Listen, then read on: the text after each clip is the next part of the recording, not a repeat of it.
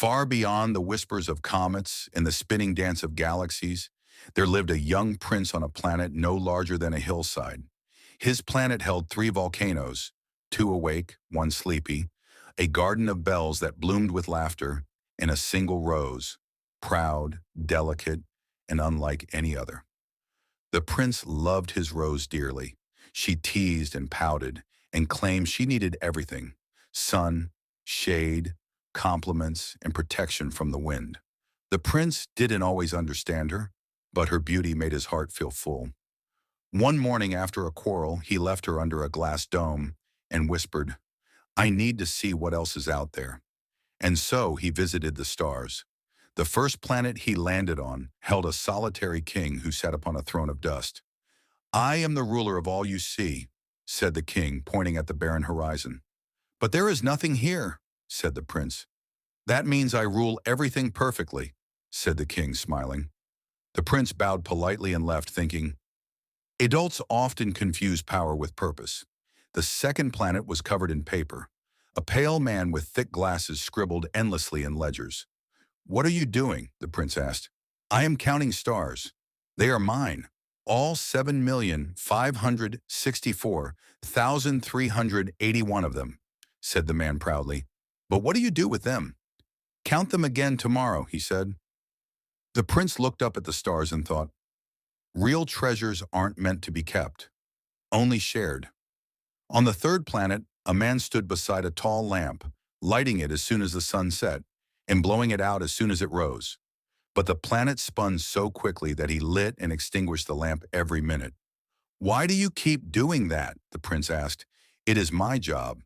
It was once meaningful. Now it is only fast." The prince helped him rest for a moment and left quietly, thinking, even those who work hardest are often forgotten. When he arrived on Earth, the prince expected no one. He was surprised to find it vast, noisy, and full of people, yet lonelier than all the empty planets he'd visited.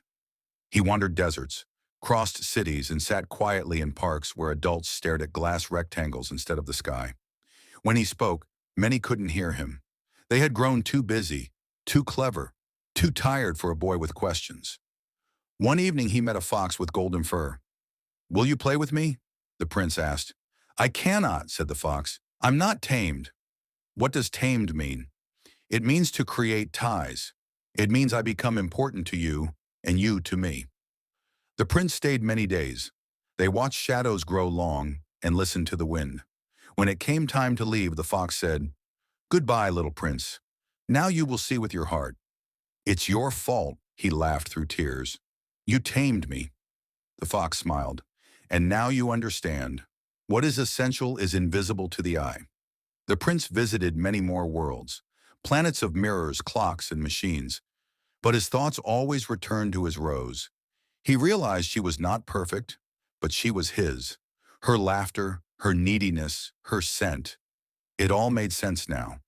He returned to his planet, where the rose had grown quiet and soft. "I missed you," she whispered. "I know," he said. "I missed you too."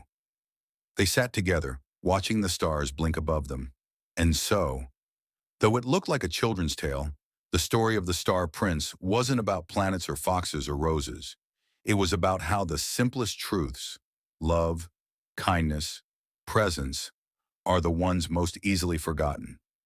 And if you ever look up at the night sky and feel a little lonely, perhaps that's him, smiling among the stars, whispering, "Only with the heart can one see rightly."